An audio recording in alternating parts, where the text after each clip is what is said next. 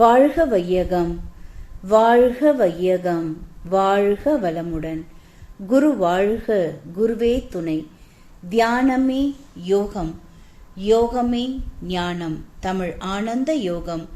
வாழ்க வளமுடன். தமிழ் ஆனந்த யோகத்தின் இன்றைய சிறப்பு சிந்தனை துளி, நிலையில்லா தன்மையை உணர ஓர் ரகசியம். நாம் பார்க்கக்கூடிய அனைத்தும் நிகழ்ச்சிகளே என்பதை நமது அன்றாட வாழ்வில் உணர முடிவதில்லை. சாதாரணமாகவே அனைவரும் காண்பதையெல்லாம் நிலையானதாக உணர்ந்து கொண்டிருக்கிறோமே தவிர நிலையற்றதாக உணர்வதில்லை. இதனை சரியாக உணர்வதற்காகத்தான் மகரிஷி அவர்களின் காந்த தத்துவத்தையும் இயற்கையை பற்றிய அறிவையும் நாம் தொடர்ந்து சிந்திக்க வேண்டியதன் அவசியம் இருக்கிறது. எனவே உலகில் எதுவுமே நிலையில்லாதது, எல்லாமே மாறிக்கொண்டிருக்கக்கூடியது. திருவள்ளுவர் கூட பொருளல்லவற்றை பொருளென்று உணரும் மருளானாம் மானா பிறப்பு என்று சொல்கிறார். பொருளல்லவற்றை பொருளென்று உணரும் மருளானாம் மானா பிறப்பு என்று சொல்கிறார். மெய்ப்பொருள் அல்லாதவைகளை மெய்ப்பொருள் என்று தவறாக உணர்கின்ற மயக்க உணர்வால் சிறப்பில்லாத துன்பப் பிறவியே மனிதர்களுக்கு உண்டாகும். நடைமுறையில் அல்லது சாதாரண வாழ்க்கையில் மாற்றத்திற்கு உட்பட்டவைகளையெல்லாம் பொருள் என்று சொல்கிறோம். மாறாதது என்பதைத்தான் மெய்ப்பொருள் என்கிறோம். இந்த பிரபஞ்சத்திலேயே நிலையானது என்று சொல்ல வேண்டுமென்றால் அந்த அசையாத சுத்தவெளி மட்டுமே. ஏனெனில் அது எப்பொழுதும் மாறாதது. மற்றது எல்லாமே இயக்கத்திற்கு உட்பட்டதால் அந்த இயக்கம் என்பது மாறிக்கொண்டே இருக்கும்.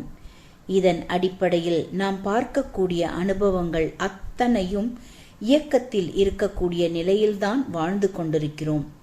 நமது வாழ்க்கையும் இந்த இயக்கத்தில்தான் இருக்கிறது.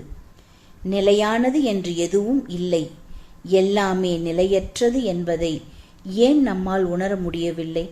அதற்கு காரணம் என்னவென்றால், புறத்தில் நிகழ்பவன எல்லாம் நிலையானது என்று நினைக்கிறோம்.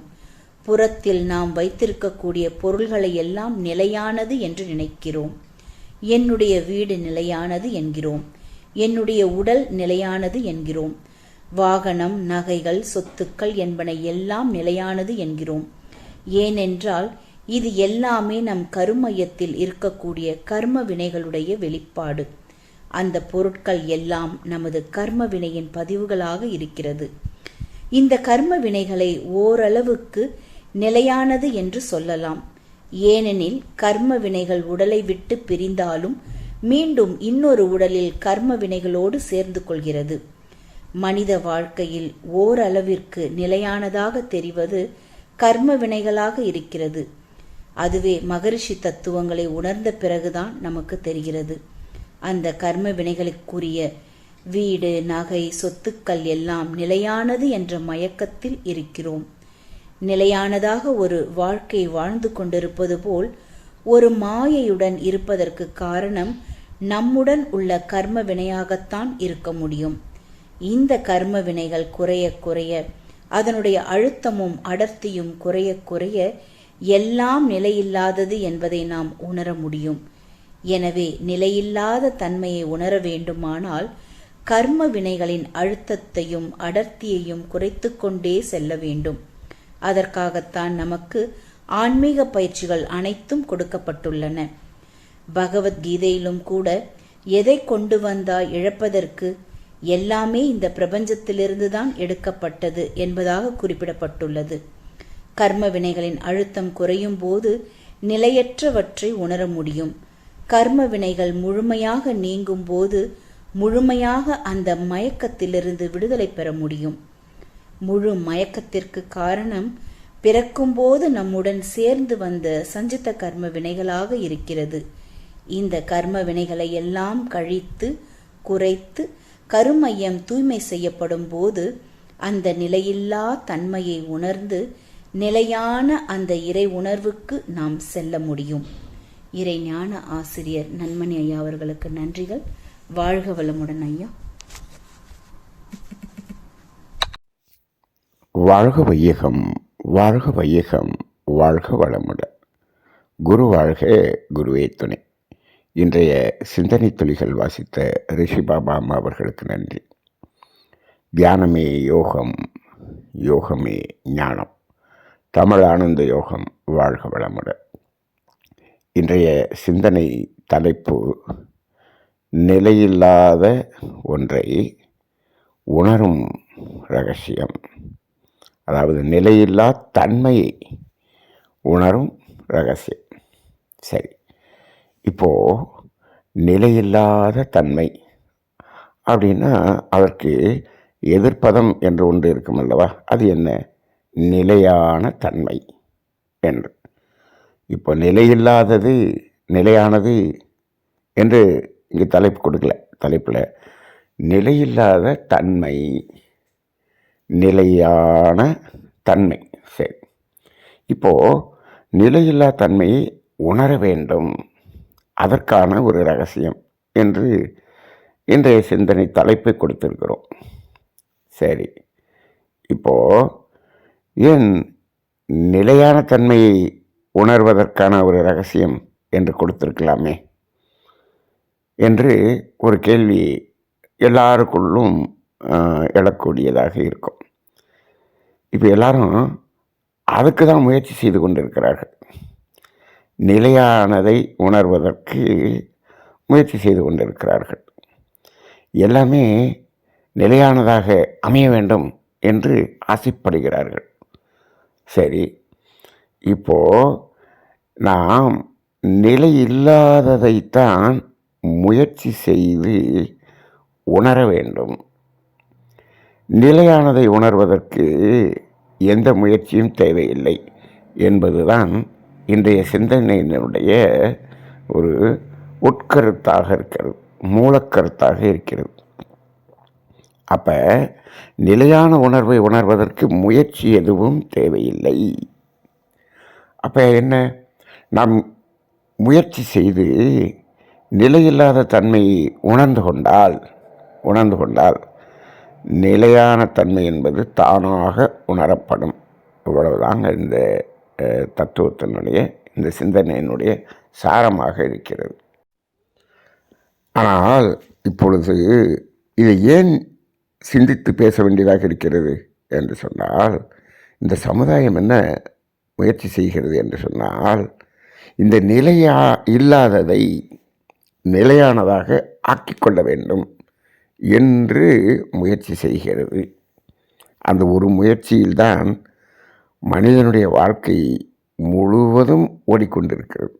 பிறந்தது முதல் இறப்பு வரை ஒரு மனிதன் என்ன செய்து கொண்டிருக்கிறான் என்று சொன்னால், நிலையில்லாததையெல்லாம் நிலையானதாக ஆக்க வேண்டும் என்று முயற்சி செய்து கொண்டிருக்கிறான். இதற்காக ஆராய்ச்சி செய்து கொண்டிருக்கிறான். இதற்காக பல விஞ்ஞானிகள் ஆய்வு செய்து கொண்டிருக்கிறார்கள். அதெல்லாம் இப்போது நம்ம இதை விளக்கி சொல்லும்போது தான் அது புரியும். அப்படி ஒன்றும் செய்யலையே, என்ன செய்யணும் அப்படின்னு. நம்ம செய்கிறது எல்லாமே அதுதானே. அப்படின்னா இப்போது இன்றைய சிந்தனையில் பாருங்கள், எது நிலை இல்லாதது என்று சொல்லப்படுகிறது? இயக்கத்தில் இருக்கக்கூடிய எல்லாமே நிலையில்லாதது என்று சொல்லுகிறோம். சரி, இயக்கத்தில் இருக்கக்கூடியது தானே நிலை இல்லாதது. இயங்காமல் இருப்பதெல்லாம் நிலையானது. எது இயங்காமல் இருக்கிறது? அப்போ இது ஒரு மாய தோற்றம் ஒன்று இருக்கிறது பாருங்கள். இப்போ இந்த பூமி இயங்கிக் கொண்டிருக்கிறதா, இயங்காமல் இருக்கிறதா? இப்போது இது இயங்கிக் கொண்டிருக்கிறது என்பதை கண்டுபிடிக்கிறதுக்கே இந்த விஞ்ஞானத்துக்கு அவ்வளோ காலமாச்சு. இந்த பூமி உருண்டை என்று சொல்லும்போது யாராவது நம்பினார்களா? இப்போது அது சுழன்று கொண்டு இருக்கிறது என்பதை அந்த காலத்தில் நம்பினார்களா?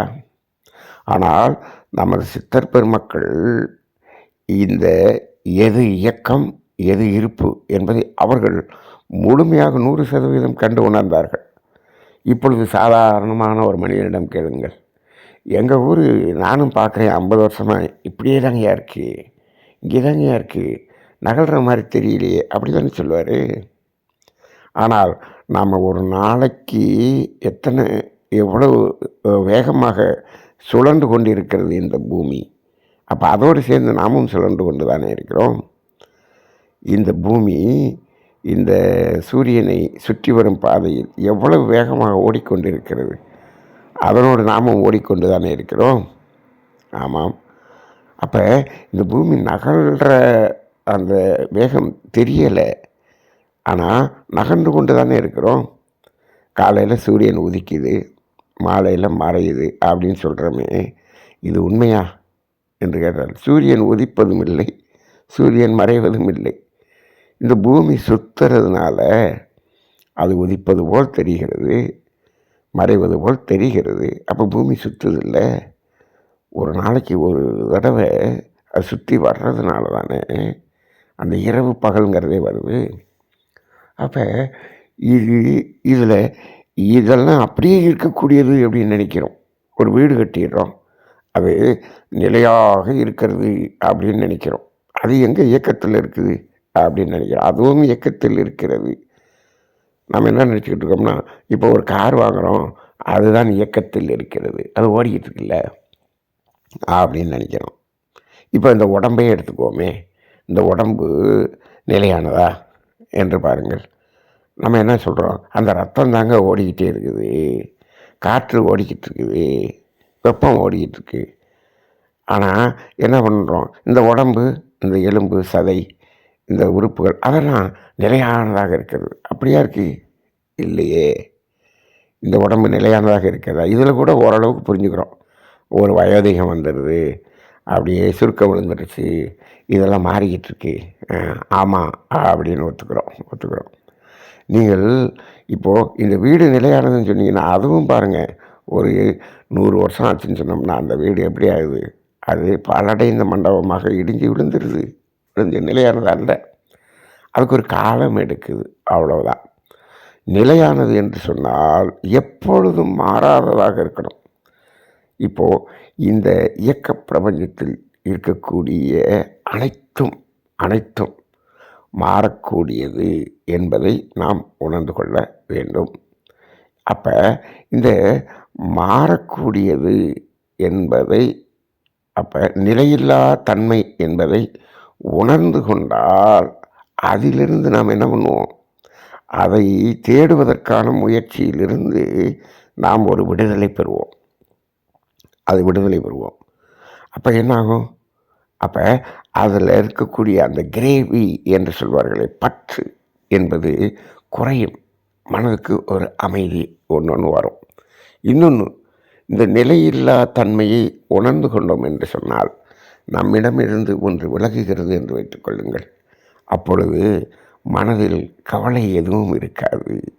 நம்ம என்ன ஆக மாட்டோம், அதில் டென்ஷன் ஆக மாட்டோம்.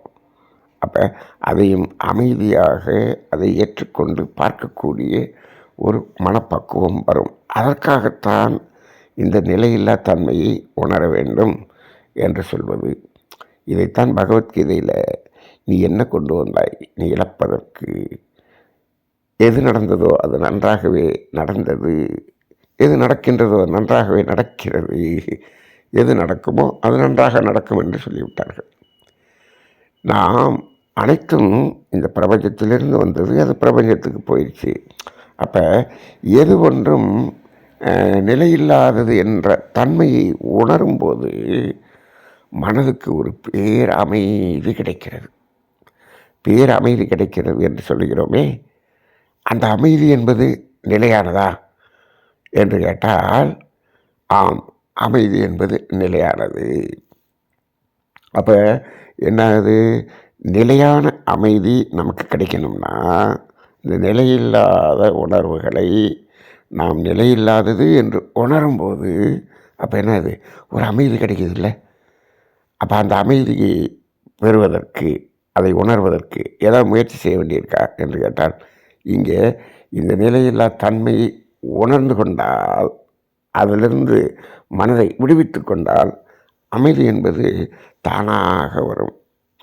இப்போது அப்போ நம்ம செய்ய வேண்டியது என்னென்னா, நிலையில்லா தன்மையை உணர வேண்டும் என்பது தான். இப்போது இந்த தத்துவத்தை இன்றைக்கி இந்த தலைப்பில் பார்க்குறோம் இல்லையா. நமது தமிழானந்த யோகத்தின் சிந்தனை துளிகள் கிட்டத்தட்ட நம்ம 250 தாண்டி போயிட்டோம். இதில் ஒரு 10-15 நாட்களுக்கு முன்னால் ஒரு சிந்தனை நாம் செய்திருக்கிறோம். அதை நீங்கள் கேட்டு பாருங்கள். அதுவும் இதுவும் ஒன்றாகத்தான் இருக்கும். என்ன அது என்று சொன்னால் டூஸ் அண்ட் டோன்ட்ஸ் அப்படின்னு சொல்லியிருக்கிறோம். அதாவது செய்யக்கூடாததும் செய்யக்கூடியதும் என்று சொல்லியிருக்கிறோம். அதில் என்ன சொல்லியிருக்கோம்? செய்யக்கூடாததையெல்லாம் நிறுத்திவிட்டால் செய்ய வேண்டியது எல்லாமே அப்படியே நாம் உணர முடியும். அதான் சொல்லியிருக்கோம். இப்போது அதனால் இந்த நிலையில்லா தன்மையை உணர வேண்டும்.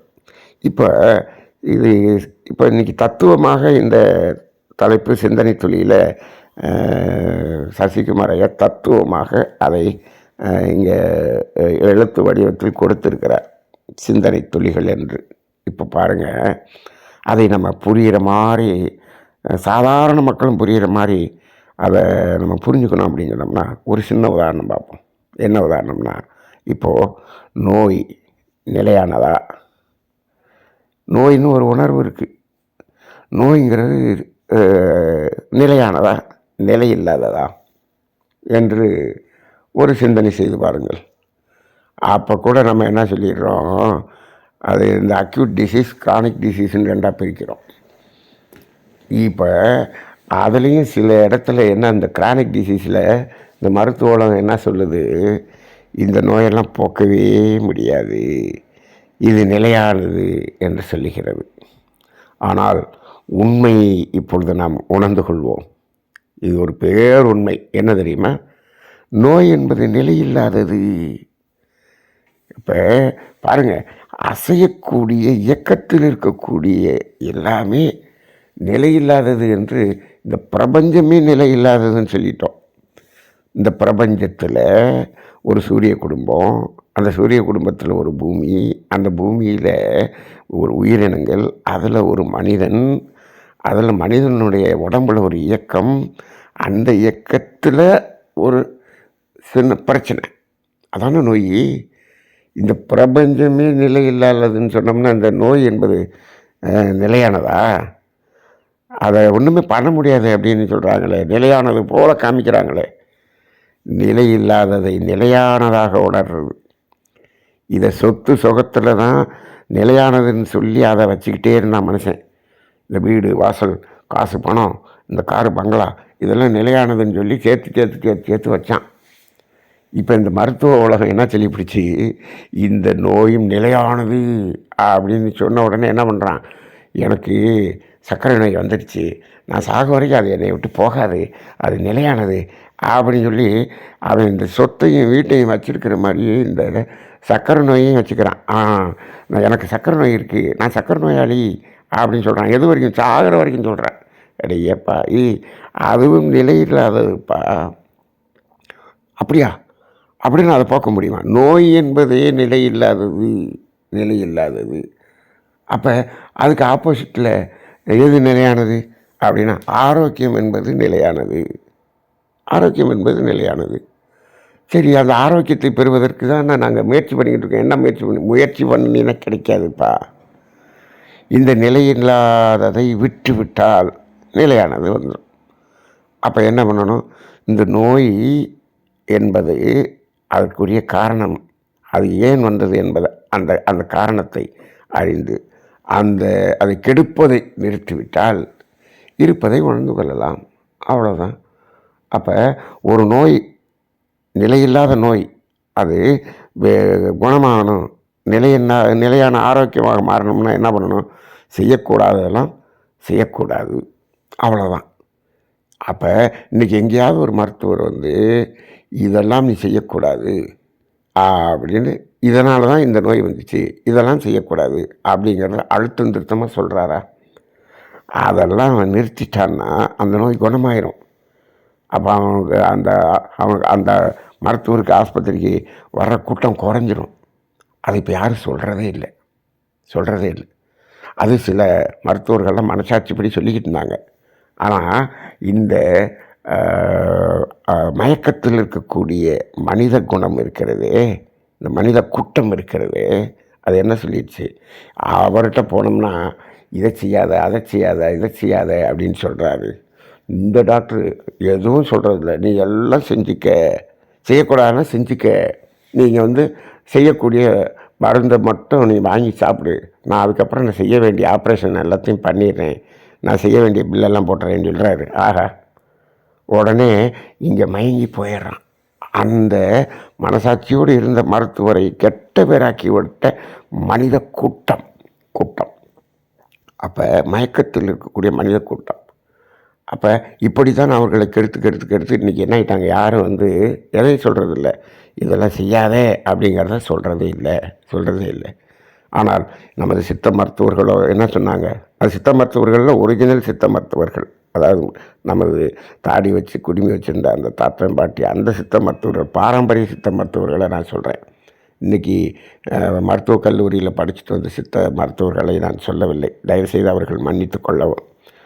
ஏனென்று சொன்னால் அந்த சித்த மருத்துவர்கள் பத்தியம் என்ற ஒரு வார்த்தை சொல்லாமல் எந்த மருந்தும் கொடுக்க மாட்டாங்க. அந்த பத்தியத்தில் தான் 80% குணமாகுது, மீது 20% தான் அவங்க கொடுக்குற மருந்து. அப்போ ஒரு மருத்துவமனையில் செய்யக்கூடாததை நிறுத்திவிட்டாலே அதில் 80% குணமாகிடுது. அப்போ என்னதான் நிலையில்லாதது என்பதை நாம் என்ன பண்ணிட்டோம், அதை நிலையானது என்று நாம் சில விஷயம் செஞ்சிட்ருக்கோம் பார்த்தீங்களா, அதை உணர்ந்து கொண்டால் அதை செய்ய மாட்டோம். அப்போ அதை நிறுத்தினாலே போதும். ஆரோக்கியம் என்பது நிலையானது, அதுக்கு நீ எந்த முயற்சியும் எடுக்க வேணாம்பா, அது வந்துடும். இது சாதாரணமாக புரியறதுக்காக சொல்லிட்டோம்.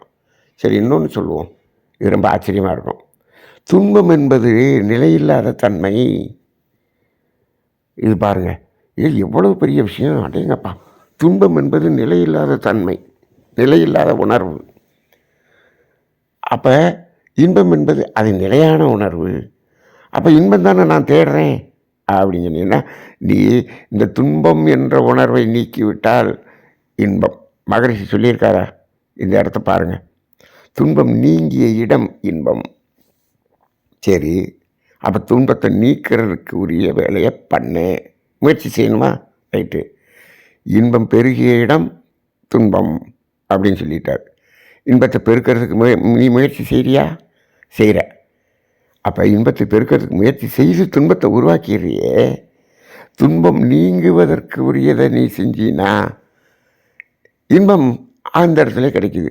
இந்த இடத்துல இங்கே நாம் ஏதோ ஒரு முயற்சி செய்கிறோங்கிறது எங்கே நடக்குது பாருங்கள், 2 இடத்துல தான் வருது.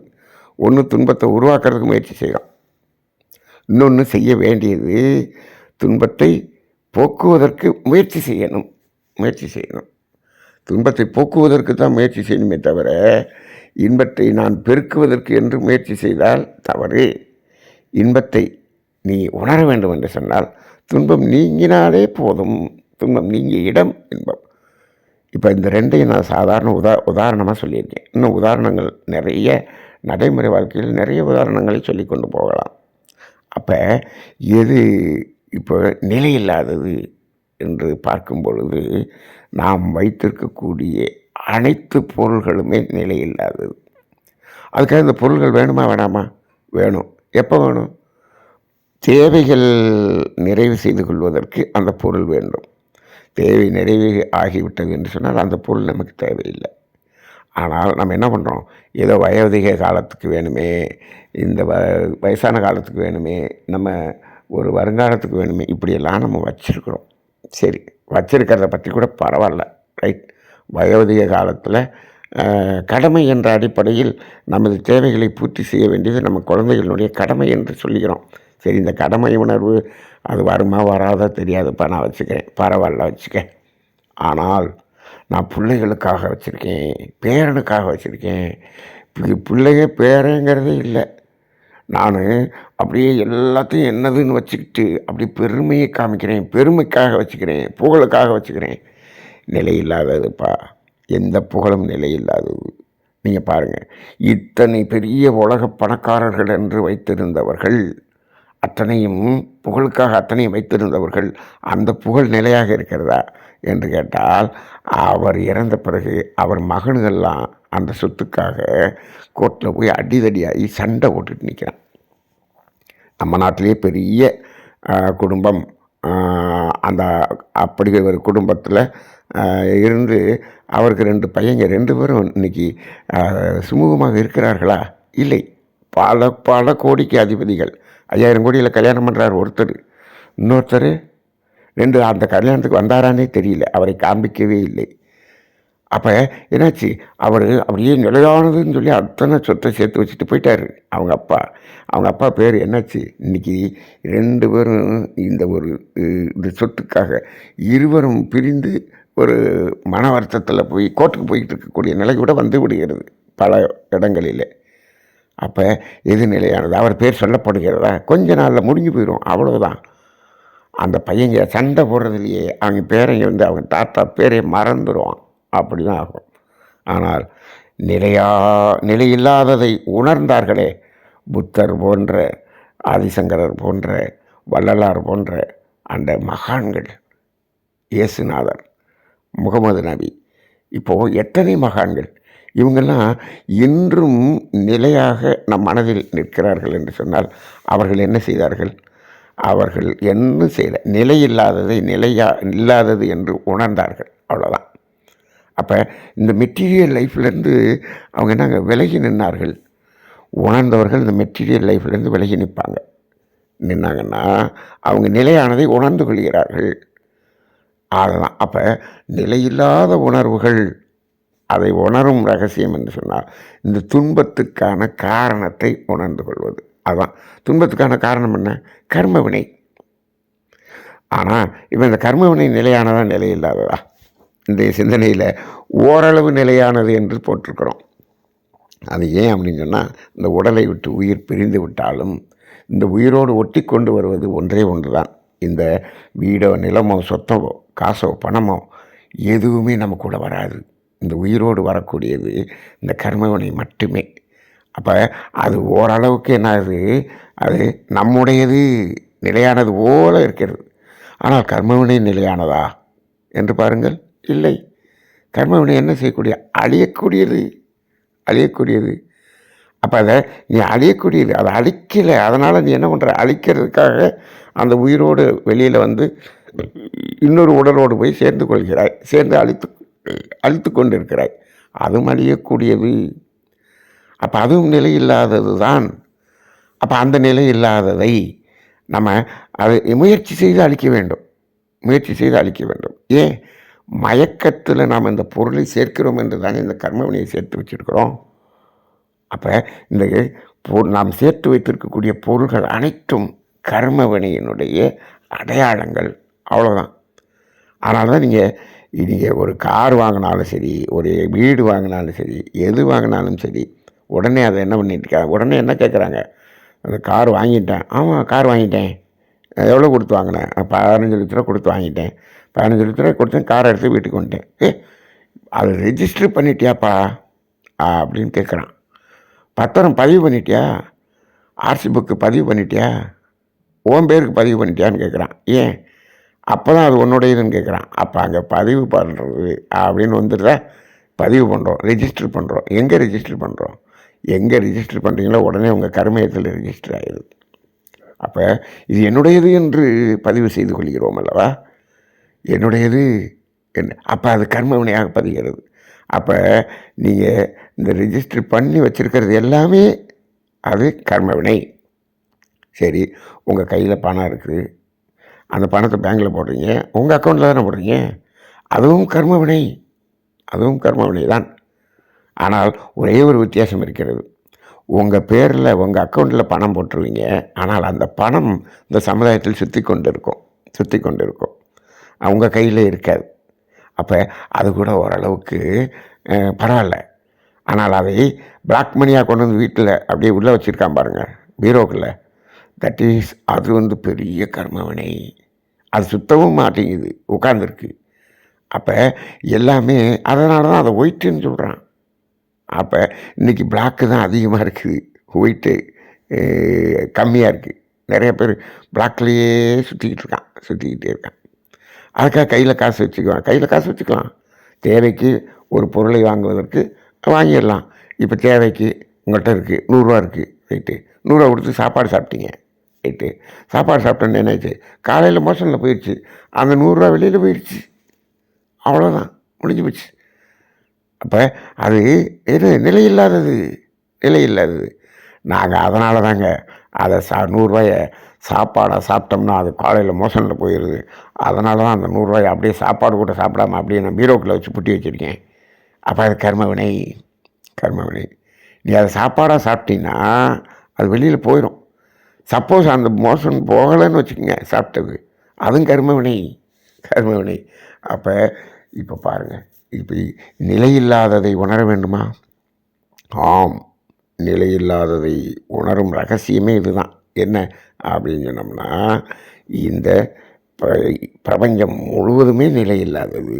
இப்போ நிலையானது என்று சொன்னால் இது அமைதி, இன்பம், மகிழ்ச்சி, ஆனந்தம், அன்பு, ஆரோக்கியம், இதெல்லாமே நிலையான உணர்வுகள். இதையெல்லாம் பெறுவதற்கு எந்த முயற்சியும் தேவையில்லை. நம்ம தமிழானந்த யோகத்தில் இதை அடிக்கடி ரொம்ப தெளிவாக நம்ம சொல்லியிருக்கிறோம். இதெல்லாம் நிலையான உணர்வுகள். இதை உணர்வதற்கு எந்த முயற்சியும் செய்ய வேண்டாம். அப்போ செய்யக்கூடாததை நிறுத்திவிட்டால் நாம் உணர வேண்டியது எல்லாமே அந்த இடத்துல உணரலாம். மகரிஷி தெளிவாக சொல்லிட்டாங்க, நீ விட வேண்டியதை விட்டுவிட்டால் பெற வேண்டியது அனைத்தையும் அந்த இடத்திலே காண்பாய். அது என்ன? நீ விட வேண்டியது என்ன? நிலையில்லாதது அனைத்தையும் விட்டுவிடு, நிலையானது உனக்கு கிடைக்கும். ஆனால் நிறையா பேர் என்ன சொல்கிறாங்கன்னா, காரு, பணம், பங்களா எல்லாம் வசதி எல்லாம் வச்சுக்கிட்டு நான் ஞானம் அடைந்து விட்டேன் என்று சொல்லுகிறார்கள். அவர்கள் ஆன்மீக துரோகிகள், ஆன்மீக பொய்யர்கள் என்று தான் சொல்ல வேண்டும். அப்படி யாரும் ஞானம் அடைந்ததே கிடையாது. ஞானம் அடைந்த நிலையில் அத்தனையும் அவங்கள கைவிட்டு போயிடும். மகரிஷி அவர்களுடைய பாடலை எப்படி எழுதியிருக்கிறார்? என் ஜனனம் என் மரணம் இரண்டையும் யான் அறியேன், எனினும் இவ்விரண்டு நிகழ்ச்சிகளை கொண்டு பொன்முதலாய் பொருள் அனைத்தும் சேர்க்கின்றேன். புவி வாழ்வின் இயல்பு நிலைக்கொப்ப நன்மை எனும் வழிகளிலே அத்தனையும் வைத்து அழிப்பேன் என்று எழுதுகிறார். செலவழிப்பேன் எழுதலை, அழிப்பேன் என்று எழுதுகிறார். இன்முகமும் எளிமையுமே எனது செல்வம், வீடோ ஏகவெளி என்று நான் எண்ணத்தில் துறவு போன்றேன்னு சொல்கிறார். இன்முகமும் எளிமை, இன்முகம் எப்போ வரும்? இதெல்லாம் வெளியில் போனால் தான் வரும். மகரிஷி அது மாதிரி அத்தனையும் போச்சு. அன்று அவர் ஞானம் அடைந்தார். இப்போ எல்லாத்தையும் வச்சுக்கிட்டு நான் ஞானம் அடைஞ்சேன்னு டிக்ளேர் பண்ணுறாரு பாருங்கள். ஞானம் அடைஞ்சேன்னு டிக்ளேர் பண்ணுறவங்க யாருமே ஞானம் அடையவில்லை. ஞானம் அடைந்தவர்கள் யாரும் டிக்ளேர் பண்ணவில்லை. ஆக இந்த அடிப்படையில் விட வேண்டியதை விட்டுவிட்டால், அப்போ இது நிலையில்லாததை விட்டுவிட்டால் நிலையானது என்பது நமக்கு உணர முடியும். அப்போ அதுக்காக அது இருக்கிறதெல்லாம் தூக்கி போட்ட சொல்லலை நான். இது எல்லாம் என்னுடையது என்ற அந்த மனதில் ஒரு அந்த தன்மை இருக்கிறது, பற்று இருக்கிறது. அந்த பற்றை மட்டும் விட்டுருங்க. நீங்கள் இருக்கட்டும், கார் இருக்கட்டும், போங்க, காரில் போங்க, அனுபவிங்க. வீடு இருக்கட்டும், அதை தேவைக்கு யூஸ் பண்ணுங்கள், தேவைக்கு பயன்படுத்தி கொள்ளுங்கள். ஆனால் இது என்னுடையது, என்னை விட்டு போயிடக்கூடாது அப்படின்னு நினச்சிங்கன்னா உங்களுக்கு டென்ஷன், பிரச்சனை, நோய் அத்தனையும் வந்துடும். அப்போ இது போகுதா, போகும்போது அதை அப்படியே வேடிக்கை பாருங்கள். இதைத்தான் மனோவர்ண அப்படியே ஆர்வலோட விடு அப்படின்னு சொல்கிறார். எதை ஓட விடுறது? நம்ம ஒரு போய்கிட்டு இருந்தோம், ஒரு 100 ரூபா தொலைஞ்சி போச்சு, அப்படியே ஆர்வலோட ஓட விடு. ஐயோ 100 ரூபா போச்சே, எப்பா அது நிலையில்லாததுப்பா, அது எங்கேருந்தோ வந்தது, அது வந்த இடத்துக்கு போயிடுச்சு. அப்போ இந்த ஒரு பார்வை பார்க்க நமக்கு தெரிந்து விட்டால் நிலையானது என்பதை எந்த முயற்சியும் இல்லாமல் உணர முடியும். வாழ்க வளமுடன்.